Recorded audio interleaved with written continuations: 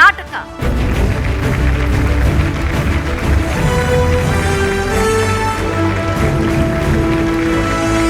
ನಮ್ಮ ಮುಖ್ಯ ಅತಿಥಿಗಳಾದ ಸನ್ಮಾನ್ಯ ಶ್ರೀ ಬಸವರಾಜ ಬೊಮ್ಮಾಯಿ ಅವರಲ್ಲಿ ವಿನಂತಿ, ನಮ್ಮ ಮೊದಲ wonder, first wonder of Karnataka ಯಾವುದು ಅನ್ನೋದನ್ನ ದಯವಿಟ್ಟು ತಿಳಿಸ್ಕೊಡ್ಬೇಕಾಗಿ ವಿನಂತಿ.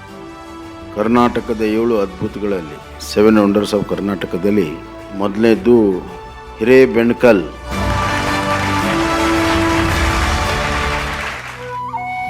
ಹಿರೇಬೆಣಕಲ್ ಶಿಲಾ ಸಮಾಧಿಗಳು ಬೃಹತ್ ಶಿಲಾಯುಗದ ಅದ್ಭುತ. ಕಬ್ಬಿಣ ಯುಗದ ಬೃಹತ್ ಶಿಲಾಯುಗದ ಮಾನವನ ಈ ರಚನೆಗಳು ಕೊಪ್ಪಳ ಜಿಲ್ಲೆ ಗಂಗಾವತಿ ತಾಲೂಕಿನ ಹಿರೇಬೆಣಕಲ್ ಗ್ರಾಮದ ದುರ್ಗಮ ಬೆಟ್ಟದ ಮೇಲಿವೆ.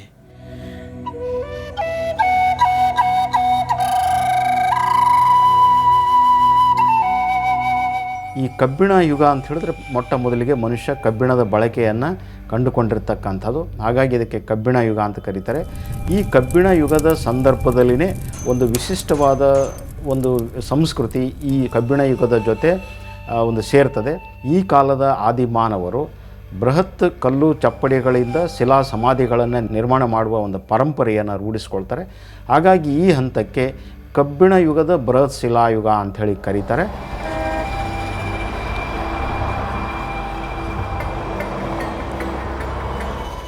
ಹಿರೇಬೆಣಕಲ್ ಬಂದು ಗಂಗಾವತಿಯಿಂದ ನಾವೇನು ಕೊಪ್ಪಳ ರಸ್ತೆಗೆ ಏನು ಹೊರಡ್ತೀವಲ್ಲ, ಆ ಕೊಪ್ಪಳ ರಸ್ತೆಯಲ್ಲಿ ಸುಮಾರು 10 ಕಿಲೋಮೀಟರ್ ದೂರದಲ್ಲಿ ಈ ಹಿರೇಬೆಣಕಲ್ ಅನ್ನುವಂಥ ಗ್ರಾಮ ಇದೆ. ಕೊಪ್ಪಳ ಮತ್ತು ಗಂಗಾವತಿ ರಸ್ತೆಯಲ್ಲಿ ಎಡಕ್ಕೆ ನಾವು ಹೊರಳಿದರೆ ಆ ಹಿರೇಬೆಣಕಲ್ ಅನ್ನುವಂಥ ಒಂದು ಗ್ರಾಮವನ್ನು ತಲುಪ್ತೇವೆ.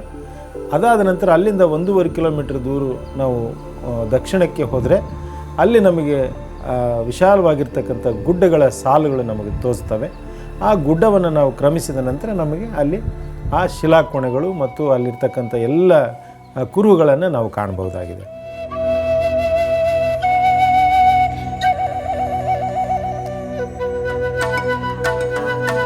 ಸರ್, ನಮ್ಮಪ್ಪ ನಮ್ಮ ತಂದೆಯವ್ರು ನಮ್ಗೆ ಹೇಳ್ತಿದ್ರು ಸರ್, ಎಲ್ಲ ಮೂರ್ಯಾರ ಮನೆಗಳಪ್ಪ ಅಂತ ಹೇಳ್ತಿದ್ರು ಸರ್. ಅವರು ಎಲ್ಲ ಗಿಡ್ರಿದ್ರಂತೆ ಸರ, 3 ಫೂಟ್ ಇದ್ರಂತ. ಅವರು ಆದಿವೇಶಿರ್ತಾರಿದ್ರಂತ. ಅವ್ರು ಆ ಕೆಲಸ ಕಲ್ಲು ಹೊಡೆಯೋದು, ಹಸೆ ಪ್ರಾಣಿ ಹೊಡ್ಕೊಂಡು ತಿನ್ನೋದು ಸರ. ಒಬ್ಬರೇ ಹೋಗಕ್ಕೆ ಭಾಳ ಹೆದರ್ತಾರೆ ಸರ್. ಅಲ್ಲಿ ಯಾರು ಅದನ್ನ ಹಗಲು ಹೊತ್ತಾಗಲಕ್ಕ ರಾತ್ರಿ ಹೊತ್ತಾಗಲಕ್ಕ ಒಬ್ಬರೇ ಹೋಗ್ಬೇಡ್ರಿ ಅಂತ ಹೇಳಿ ಸರ್. ನಮ್ಮ ತಂದೆಯರು ಅಲ್ಲಿ ಗುಡ್ದತ್ತು ಹೊಲ ಮಾಡ್ಯಾರ. ನಾನು 10 ವರ್ಷ ವಯಸ್ಸಿದ್ದಾಗ ಅಲ್ಲಿ ನಮ್ಮಪ್ಪನಿಂದ ನಾವು ಹೋಗಿದ್ವಿ. ಹೋದಾಗ ಅಮಾವಾಸ್ಯೆ ಉಣಿಗೆ ಅಲ್ಲಿ ಭಜನೆ ಮಾಡೋ ಶಬ್ದ ಇಲ್ಲಿ ಹೊಲ್ದಾಗ ಕೇಳ್ತತ್ತು.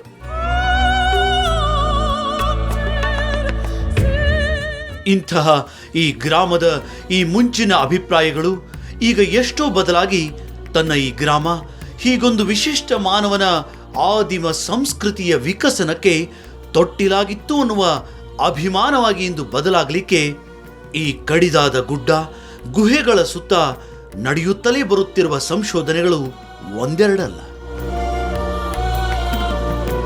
ಹಿರೇಬೆಣಕಲ್ ಮತ್ತು ಅದರ ಸುತ್ತಮುತ್ತಲಿನ ಸಮಾಧಿಗಳನ್ನು ಮೊಟ್ಟ ಮೊದಲಿಗೆ ಬೆಳಕಿಗೆ ತಂದಿರತಕ್ಕಂಥವರು ಬ್ರಿಟಿಷ್ ಅಧಿಕಾರಿಗಳು, ಬ್ರಿಟಿಷ್ ಪುರಾತತ್ವ ಶಾಸ್ತ್ರಜ್ಞರು.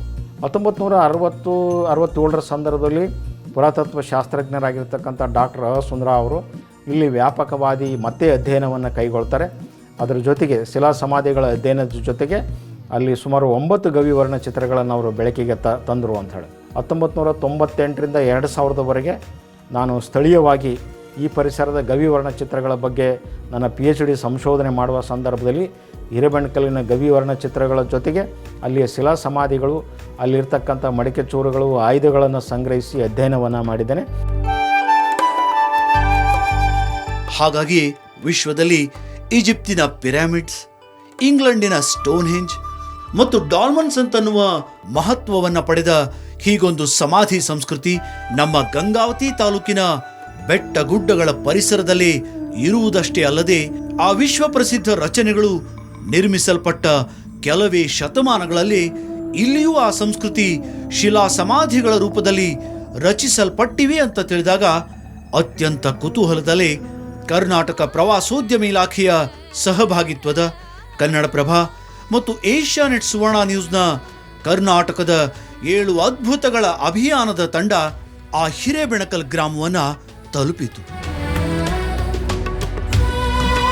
ಹಾಗೆ ತಲುಪಿದ ಕೆಲವೇ ಹೊತ್ತಿನಲ್ಲಿ 7 ಗುಡ್ಡಗಳ ಆ ಸುತ್ತಣ ಪರಿಸರ 10,000 ವರ್ಷಗಳಷ್ಟು ಹಿಂದಿನ ಆದಿಮ ಸಂಸ್ಕೃತಿಗೆ ಸಾಕ್ಷಿಯಾಗಿತ್ತು ಅನ್ನುವ ಕುರುಹುಗಳು ಕ್ರಮೇಣ ಅನಾವರಣಗೊಳ್ಳಲಿಕ್ಕೆ ಶುರು ಆದವು. ಅವು ಏನು ಅಲ್ಲಿ ಉತ್ಖನನ ಮಾಡ್ತಕ್ಕಂಥ ಸಂದರ್ಭ ನಾವು ನೋಡೋಕೆ ಹೋಗ್ತಿರ್ತೀವಲ್ಲ ಸರ್, ಏನೋ ಸುಮ್ಮನೆ ನೆಲ ಅಗಿತಾ ಕುತ್ಕೊಂಡು ಅಂದ್ರಪ್ಪ ಅಂದ್ರೆ ಸಣ್ಣ ಸಣ್ಣ ಬೋಕೆಗಳು ಸಿಗ್ತವೆ ಸರ್. ಆ ನಂತರ ನಮ್ಮ ಹಿರಿಯರಿಗೆ ಹಲವಾರು ಆಯುಧಗಳು ಸಿಕ್ಕಿದಾವೆ ಸರ್.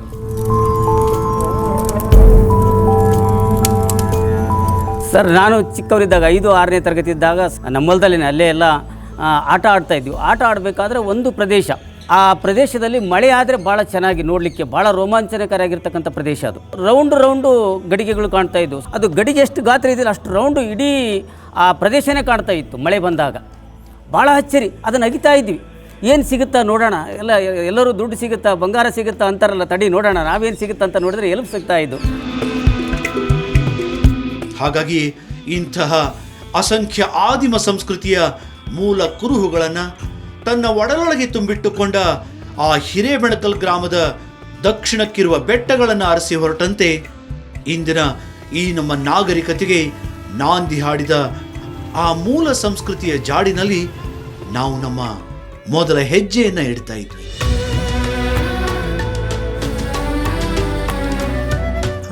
ನಾವು ಪ್ರಪ್ರಥಮವಾಗಿ ಆ ಗುಡ್ಡದ ಕೆಳಭಾಗದಲ್ಲಿ ಹೊರಡ್ತೇವೆ. 4 ಜನ ಕೂಡುವಷ್ಟು ಒಂದು ಜಾಗ ಮಾಡಿದ್ದಾರೆ. ಒಂದು ನಕಾಶೆಯನ್ನು ಹಾಕಿದ್ದಾರೆ ASIಯಿಂದ. ಅಲ್ಲಿ ನಾವು ಅದರದ ಸಂಕ್ಷಿಪ್ತವಾಗಿರ್ತಕ್ಕಂತಹ ಒಂದಿಷ್ಟು ಗುರುತುಗಳನ್ನು ಅಲ್ಲಿ ಮಾಡಲಾಗಿದೆ. ಅಲ್ಲಿಂದ ಒಂದು 45 ನಿಮಿಷ ನಾವು ದಾರಿಯನ್ನು ಕ್ರಮಿಸಿದರೆ ಆಗ ನಮಗೆ ಸಿಗುವುದೇ ಒಂದು 1ನೇ ಗವಿಯ ಕಲ್ಲಾಸರೆ ಚಿತ್ರ. ತುಂಬ ಏನಂದರೆ ಭಾಳ ವಿಶಿಷ್ಟವಾಗಿರ್ತಕ್ಕಂಥ ಅಲ್ಲಿ ಕಲ್ಲಾಸರೆ ಚಿತ್ರಗಳನ್ನು ನಾವು ಕಾಣ್ತೀವಿ. ಅದಕ್ಕಿಂತ ಮುಂಚಿತವಾಗಿ ನಾವು ಹತ್ತುತ್ತಾ ಹೋದಾಗ ಸ್ವಲ್ಪ ನಮಗೆ ದಾರಿ ದುರ್ಗಮ ಅನ್ನಿಸ್ತದೆ.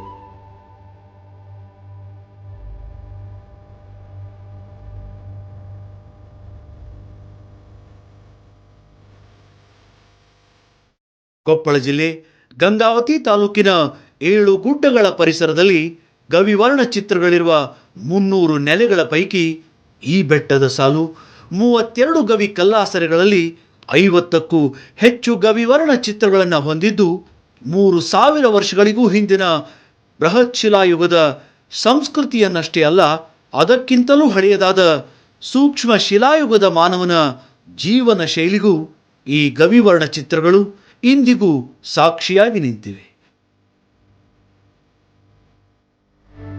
ಇದ್ರ ಬಗ್ಗೆ ಜಿಜ್ಞಾಸೆ ತುಂಬ ಇದೆ. ಈ ಚಿತ್ರಗಳನ್ನು ಯಾಕೆ ಮಾಡ್ತಾಯಿದ್ರು, ಇಷ್ಟು ಪ್ರಯತ್ನ ಪಟ್ಟು. ಕೆಲವರು ಅದು ಒಂದು ರೀತಿ ಪ್ರಾಣಿಗಳನ್ನು ಬೇಟೆಯಾಡೋದಕ್ಕೆ ಸುಲಭ ಆಗಲಿ ಅಂತ ಒಂಥರ ಮಾಂತ್ರಿಕ ಇದು ಅರ್ಥ ಇರುವಂಥ ಚಿತ್ರಗಳು ಅಂತ ಹೇಳ್ತಾರೆ.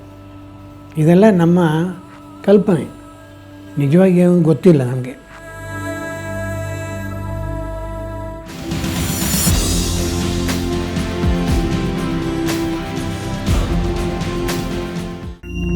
ಹೀಗೆ ಈ ದುರ್ಗಮ ಬೆಟ್ಟವನ್ನ ಏರಿ ಗವಿವರ್ಣ ಚಿತ್ರಗಳಿರುವ ಮೊದಲ ಕಲ್ಲಾಸರೆಯನ್ನ ತಲುಪ್ತಾ ಇದ್ದಂತೆ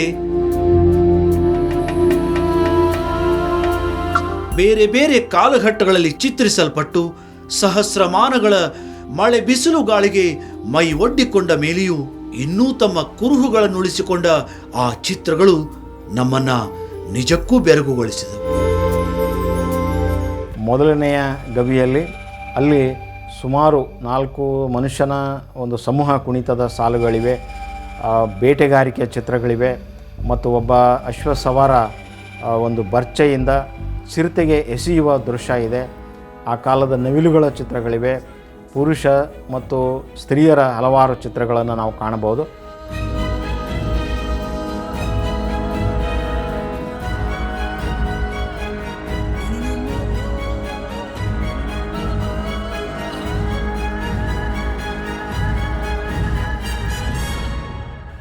ಬಹಳ ಗವಿಗಳಿವೆ ಅಲ್ಲಿ.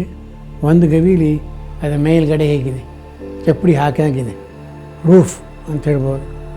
ಅದ್ರ ಮೇಲೆ ಚಿತ್ರ ಬರೆದೇನೆ. ಕೆಳಗಡೆ ಏನೂ ಇಲ್ಲ, ಏನೋ ಮಾಡ್ಕೊಂಡಿರ್ಬೇಕಲ್ಲ ಅವನು. ಮತ್ತು ಆ ಇಡೀ ಚಿತ್ರ ಸುಮಾರು 2 ಮೀಟ್ರ್ ಎತ್ತರ ಇರ್ಬೋದು. ಆ ಚಿತ್ರ ಮನುಷ್ಯನ ಚಿತ್ರ ಅದು.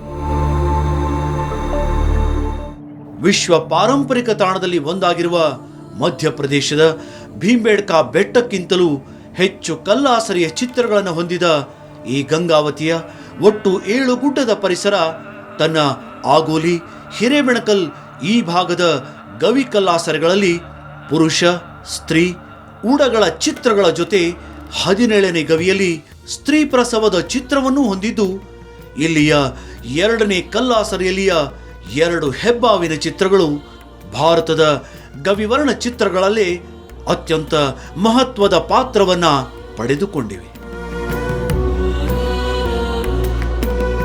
ಆ ಹೆಬ್ಬಾವುಗಳನ್ನು ಬೇಟೆ ಆಡ್ತಕ್ಕಂಥ ದೃಶ್ಯ ನಮಗೆ ಕಂಡು ಬರ್ತದೆ. ಇಡೀ ಭಾರತದಲ್ಲೇ ಅತ್ಯಂತ ಪ್ರಮಾಣದ ಗವಿವರ್ಣ ಚಿತ್ರಗಳು ಇವು ಅಂಥೇಳಿ ನಾವು ಗುರುತಿಸಿದ್ದೀವಿ.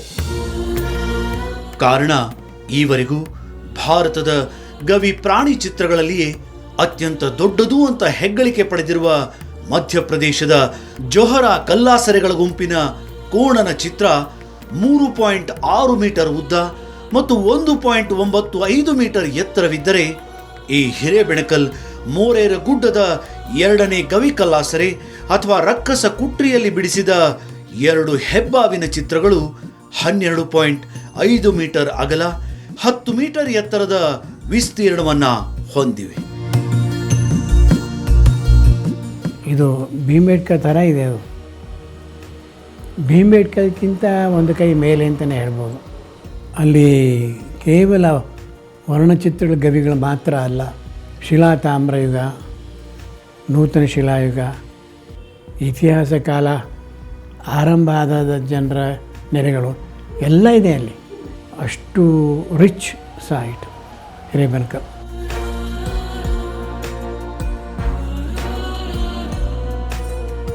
ಕ್ರಿಸ್ತಪೂರ್ವ 1000 ವೇಳೆಗೆ ಹುಟ್ಟು ಸಾವನ್ನ ವರ್ಣಚಿತ್ರಗಳಲ್ಲಿ ಸೆರೆ ಹಿಡಿದ ಇಲ್ಲಿಯ ಮನುಷ್ಯ ತಮ್ಮ ಪೂರ್ವಜರ ಆತ್ಮಗಳು ತಮ್ಮ ಪರಿಸರದ ಸುತ್ತಮುತ್ತಲಲ್ಲಿ ವಾಸಿಸುತ್ತವೆ ಎನ್ನುವ ತನ್ನ ನಂಬಿಕೆಗೆ ಈ ದೇಶದ ಮೊದಲ ಸ್ಮಶಾನವನ್ನೇ ಹುಟ್ಟು ಹಾಕಿರಬೇಕಾದರೆ, ಇನ್ನು ಆ ಸ್ಮಶಾನದಲ್ಲಿ ನಿರ್ಮಿಸಿದ ಶಿಲಾ ಸಮಾಧಿಗಳು ಹೇಗಿರಬಹುದು ಅನ್ನುವ ಕುತೂಹಲದಲ್ಲಿ ನಮ್ಮ ಪಯಣ ಮುಂದುವರಿಯಿತು.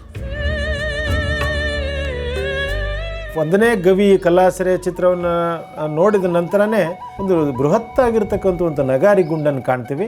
ಹಾಗೆ ಇನ್ನೊಂದು ಸ್ವಲ್ಪ ಮುಂದೆ ನಾವು ಚಲಿಸಿದರೆ 2 ಫೀಟ್ ಇರ್ತಕ್ಕಂಥ ಶಿಲಾ ಸಮಾಧಿಗಳನ್ನು ಕಾಣ್ತೀವಿ. ಅದನ್ನು ನೋಡ್ಕೊಂಡ ನಂತರ ಮುಂದೆ ಹೋದರೆ ಸಾಕು, ಅಲ್ಲಿ ಸುಮಾರು ಒಂದು 4 ಫೀಟ್ ಇರ್ತದೆ ಅಷ್ಟೇ. ಅವು ಅಲ್ಲಿ ಅದೇ ಥರನಾಗಿರ್ತಕ್ಕಂಥ ಒಂದು ಸಾಕಷ್ಟು ಸಮಾಧಿಗಳು ಹರಡಿಕೊಂಡಿದೆ.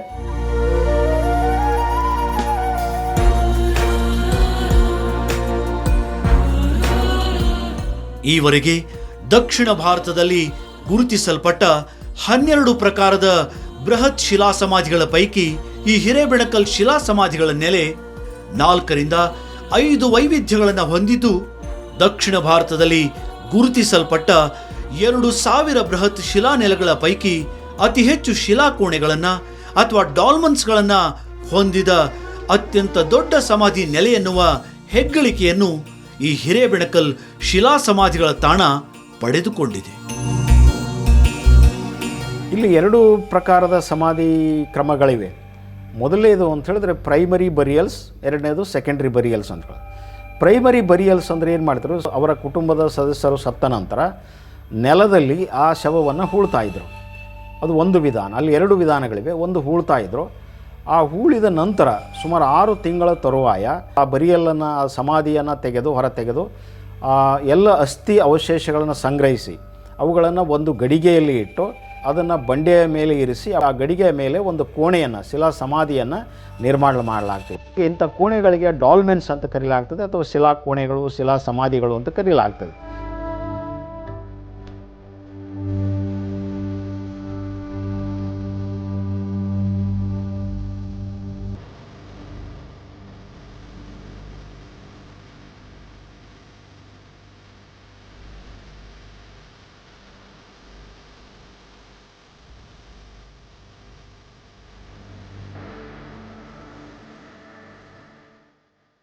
ಇಂತಹ 400ಕ್ಕೂ ಹೆಚ್ಚು ಡಾಲ್ಮನ್ಸ್ಗಳನ್ನು ಹೊಂದಿದ್ದ ಈ ತಾಣದಲ್ಲಿ ಅಂದು ಮೃತರ ಅಸ್ಥಿ ಅವಶೇಷಗಳ ಮೇಲೆ ಶಿಲಾ ಸಮಾಧಿಗಳನ್ನು ಅಥವಾ ಡಾಲ್ಮನ್ ಅನ್ನು ನಿರ್ಮಿಸುವ ಮುನ್ನ ಶವವನ್ನು ಹೂಳುವುದು ಒಂದು ವಿಧಾನವಾಗಿದ್ದರೆ, ಇನ್ನೊಂದು ವಿಧಾನದ ಪ್ರಕಾರ ಇಲ್ಲಿಯ ಆದಿಮಾನವ ಆ ಶವಗಳನ್ನು ನೆಲಕೋಣೆ ಸಮಾಧಿಗಳಲ್ಲಿ ಅಥವಾ ಕಂಡಿಕೋಣೆ ಸಮಾಧಿಗಳಲ್ಲಿ ಇರಿಸುವಂಥದ್ದನ್ನು ರೂಢಿಸಿಕೊಂಡಿದ್ದ.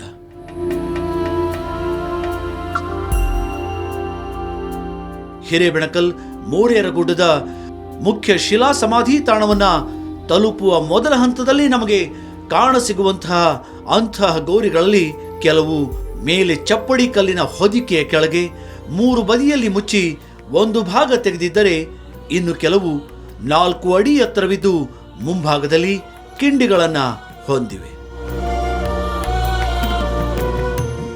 ಇವುಗಳಲ್ಲಿ ಏನು ಮಾಡ್ತಿದ್ರು, ಇದರ 3 ಬದಿ ಮುಚ್ಚಲಾಗಿದೆ, ಮುಂಬದಿಯಲ್ಲ ಮಾತ್ರ ತೆರೆದಿರ್ತಕ್ಕಂಥದ್ದು. ಇದರ ಒಳಗಡೆ ಶವವನ್ನು ಇಟ್ಟು ಮುಂಬದಿಯಲ್ಲಿ ಸಣ್ಣ ಸಣ್ಣ ಕಲ್ಲುಗಳನ್ನು ಜೋಡಿಸ್ತಾಯಿದ್ರು. ಒಂದು ಸಣ್ಣ ಕಂಡಿಗಳನ್ನು ಬಿಡ್ತಾಯಿದ್ರು. ಆ ಕಂಡಿಗಳ ಮೂಲಕ ಪಶು ಪಕ್ಷಿಗಳು, ನರಿ ಮುಂತಾದ ಪ್ರಾಣಿಗಳು ಒಳಗಡೆ ಹೋಗಲಿಕ್ಕೆ ಅವಕಾಶ ಮಾಡಿಕೊಡಲಾಗ್ತಿತ್ತು. ಸೊ ಈ ಥರದ ನರಿ ಅಥವಾ ಪಕ್ಷಿಗಳು ಒಳಗಡೆ ಹೋಗಿ ಆ ಶವದ ಮಾಂಸಗಳನ್ನು ತಿಂದ ನಂತರ ಉಳಿದ ಅಸ್ಥಿ ಅವಶೇಷಗಳನ್ನು, ಎಲುಬುಗಳನ್ನು ಸಂಗ್ರಹಿಸಿ ಅವುಗಳನ್ನು ಒಂದು ಗಡಿಗೆಯಲ್ಲಿ ಹಾಕಿ ಅದನ್ನು ಬೆಟ್ಟದ ಮೇಲೆ ಇರಿಸಿ ಆ ಒಂದು ಗಡಿಗೆಯ ಮೇಲೆ ಸಮಾಧಿಗಳನ್ನು ನಿರ್ಮಾಣ ಮಾಡ್ತಾಯಿದ್ರು. ಅಂತಹ ಶಿಲಾಕೋಣೆ ಸಮಾಧಿಗಳನ್ನು ಅಥವಾ ಡಾಲ್ಮನ್ಸ್ಗಳನ್ನು ಆರಿಸಿ ಈವರೆಗೂ ಆ ಹಿರೇಬೆಣಕಲ್ನ ಆ ಬೆಟ್ಟದ ಪರಿಸರದಲ್ಲಿ 1.5 ಗಂಟೆ ಸಮಯವನ್ನು ಕಳೆದಿದ್ದ ನಾವು ಇನ್ನೇನು 4 ಹೆಜ್ಜೆ ಇಟ್ಟಿದ್ದೆವು ಅಷ್ಟೇ. ನಾವು ಆವರೆಗೂ ನೋಡಲು ಕಾತರಿಸುತ್ತಿದ್ದ ಭಾರತದ ಅತ್ಯಂತ ಬೃಹತ್ ಶಿಲಾ ಸಮಾಧಿಗಳ ತಾಣ ಧುತ್ಯೆಂದು ನಮ್ಮ ಮುಂದೆ ಅನಾವರಣಗೊಂಡಿತ್ತು.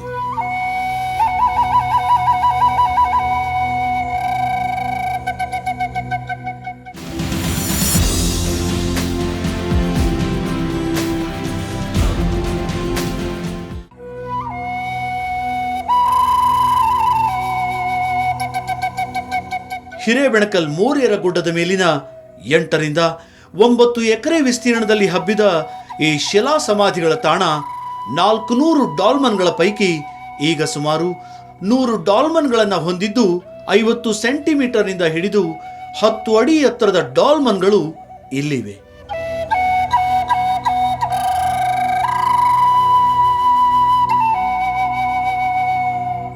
ಯಾವ ಗಾರಿಯ ಬಳಕೆಯನ್ನು ಮಾಡದೆ ವಿಶಿಷ್ಟ ತಳವಿನ್ಯಾಸದಲ್ಲಿ ಜೋಡಿಸಲ್ಪಟ್ಟ ಈ 6 ಶಿಲಾ ಹಲಗೆಯ ಕೋಣೆಗಳು 3 ಸಹಸ್ರಮಾನಗಳ ವಾತಾವರಣ ವೈಪರೀತ್ಯವನ್ನೂ ಗೆದ್ದು ಇನ್ನೂ ತಮ್ಮ ಅಸ್ತಿತ್ವವನ್ನು ಉಳಿಸಿಕೊಂಡು ಬಂದಿರೋದು ನಮ್ಮ ಪ್ರಾಗೈತಿಹಾಸಿಕ ಮಾನವನ ಕೌಶಲ್ಯಕ್ಕೆ ಸಾಕ್ಷಿಯಾಗಿದೆ.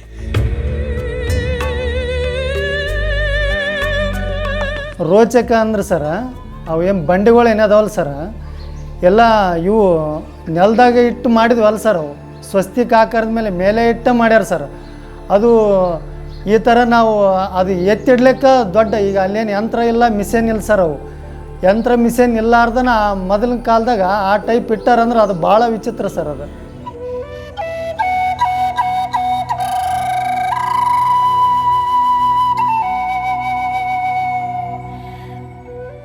ಒಂದು ನಾವೇನು ಆರ್ಕಿಟೆಕ್ಚರ್ ಅಂತ ಹೇಳ್ತೇವೆ, ವಾಸ್ತುಶಿಲ್ಪ, ಇದಕ್ಕೆ ಬುನಾದಿ ಹಾಕಿದವರೇ ಈ ಜನರು. ಏಕೆಂದರೆ ಅವರಿಗೆ ಯಾವಾಗ ಕಬ್ಬಿಣವನ್ನು ಮಾಡುವ ಒಂದು ತಂತ್ರಗಾರಿಕೆ ಬೆಳೆಸ್ಕೊಂಡ್ರು, ಅವರಿಗೆ ಬೇಕಾದ ಉಪಕರಣಗಳನ್ನು, ಆಯುಧಗಳನ್ನು ಮಾಡ್ಕೊಳ್ಳೋಕೆ ಅನುಕೂಲವಾಯಿತು.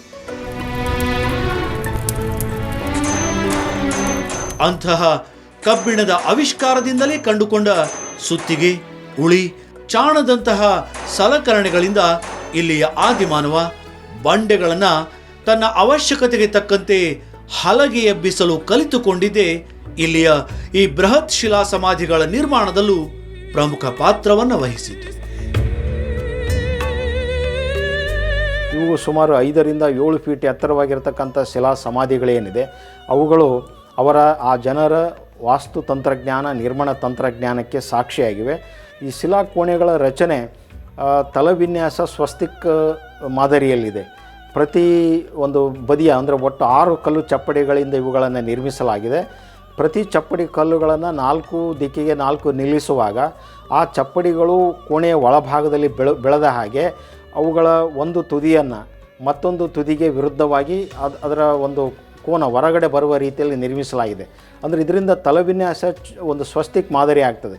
ಇದರಿಂದ ಪ್ರತಿ ಒಂದಕ್ಕೆ ಒಂದು ಪೂರಕವಾಗಿ ನಿಲ್ತವೆ.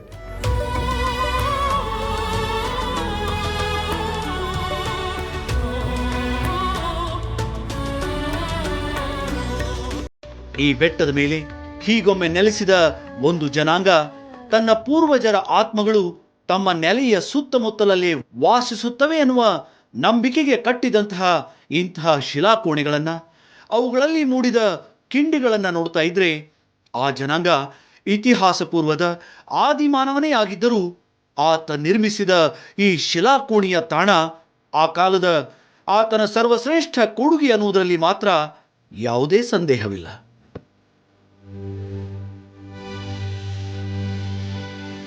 ಇವರು ಮುಂದೆ ಬರತಕ್ಕಂತಹ ನಗರಗಳಾಗಲಿ ಈ ಥರದೆಲ್ಲ ಬೆಳೆಯುವುದಕ್ಕೆ ಕಾರಣ ಇವರೇನೆ, ಈ ಜನರನ್ನೇ. ಆದ್ದರಿಂದ ನಗರ ಸಂಸ್ಕೃತಿ ಇವರಿಂದ ಪ್ರಾರಂಭವಾಯಿತು ಅಂತ ಹೇಳ್ಬೋದು. ಇದಕ್ಕೆ ಮುಖ್ಯ ಕಾರಣ ಕಬ್ಬಿಣದ ಉಪಯೋಗ.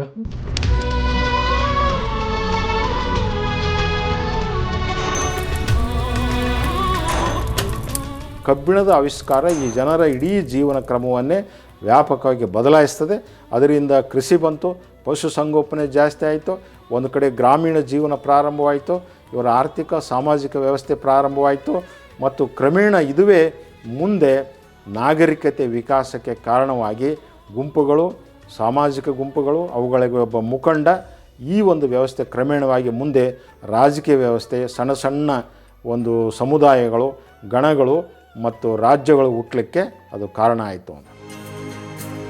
ಹಾಗಾಗಿ ನಮ್ಮ ಇಂದಿನ ಈ ನಾಗರಿಕತೆಗೆ ಅಂದೇ ಮುನ್ನುಡಿ ಬರೆದ ಇಲ್ಲಿಯ ಈ ಪ್ರಾಗೈತಿಹಾಸಿಕ ಮಾನವನ ಹೆಗ್ಗುರುತು ಈ ಹಿರೇಬೆಣಕಲ್ ಶಿಲಾ ಸಮಾಧಿಗಳ ತಾಣ ಇಂದು ಕರ್ನಾಟಕದ 7 ಅದ್ಭುತಗಳಲ್ಲಿ ತನ್ನ ಸ್ಥಾನವನ್ನ ಪಡೆದುಕೊಂಡಿರೋದು. ಕೊಪ್ಪಳದ ಡಿಸಿ ಆದಂತಹ ಎಂ ಸುಂದರೇಶ್ ಬಾಬು ಅವರು ವೇದಿಕೆಗೆ ಆಗಮಿಸಬೇಕಾಗಿ ಕೇಳ್ಕೊಳ್ತೀನಿ ಸರ್.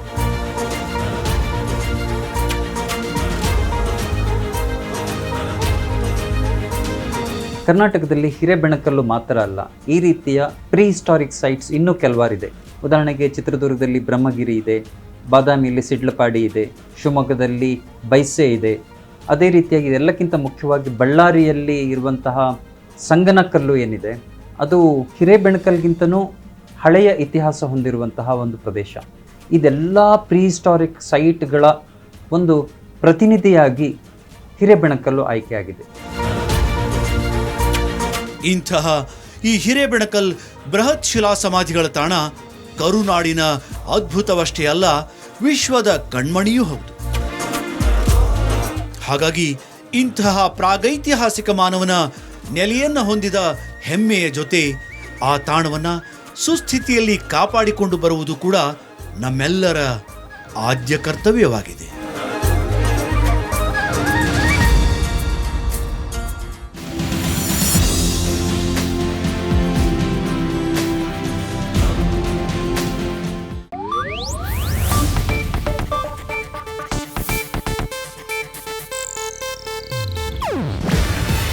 ಇದು ಏಷ್ಯಾನೆಟ್ ನ್ಯೂಸ್ ನೆಟ್ವರ್ಕ್ ಪ್ರಸ್ತುತಿ. ನೀವು ನೋಡ್ತಿದ್ದೀರಾ ಏಷ್ಯಾನೆಟ್ ಸುವರ್ಣ ನ್ಯೂಸ್.